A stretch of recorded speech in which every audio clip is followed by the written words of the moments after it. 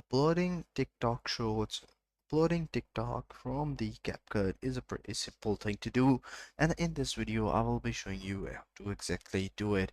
So make sure that you follow the video till the end to get to know about it. So first thing first, what you have to do is to simply create an project, and in the project what you have to do is to import the videos that you want to upload. So I'm supposing that you have edited your project already. Now you have to upload it on your TikTok. So what you have to do is to simply go ahead and click on the export button on the top right corner.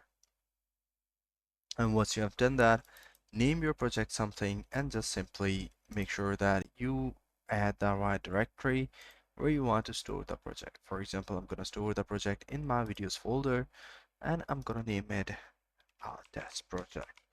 So after doing that, what I have to do is to simply save the video in the resolution that I wanted to save it in. So simply click on the export button and wait till your project has been exported. So once your project has now been completed, what you have to do is to simply click on the sign in button for the TikTok. So go ahead and click on the sign in button. So after doing so, you will be redirected to the TikTok page, and what you have to do is to enter your credentials to log into your TikTok account. By doing so, you will be able to upload the TikTok from the Capcut.